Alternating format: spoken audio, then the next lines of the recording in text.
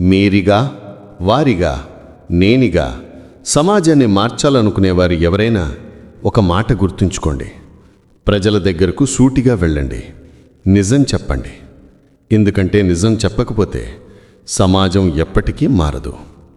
వారంటారా, ప్రతిపక్షం అంటారా, వాళ్ళు నిజం చెప్పరు, హద్దుల్లోనే మాట్లాడతారు. వారికది అలవాటు.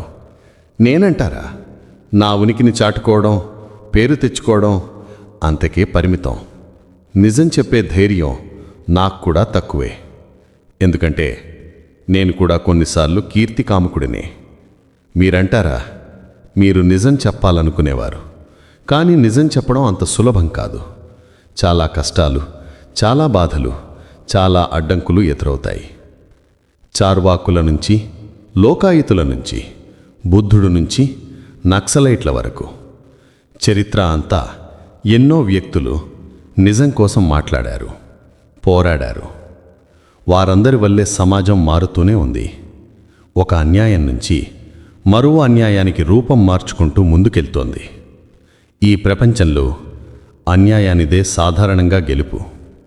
కానీ నిజం చెప్పాలని నిర్ణయించుకున్న వాళ్లకు న్యాయం గెలిచే వరకు కష్టాలే మార్గం. అది తప్పదు. కానీ ఒకరోజు ఎక్కడో ఒకచోట న్యాయం తప్పకుండా గెలుస్తుంది. వారు అయినా, నేను అయినా, మీరు అయినా పరిస్థితులు మారుతాయి. కానీ న్యాయానికి శుభ్రం కార్డు పడాలంటే అది మీ వల్లే సాధ్యం. ఎందుకంటే మీరు త్యాగాలు చెయ్యగలరు, కష్టాలకు వెరవరు, బాధలను తట్టుకుంటారు. మరణానికైనా లెక్క చెయ్యని ధైర్యం మీలో ఉంటుంది.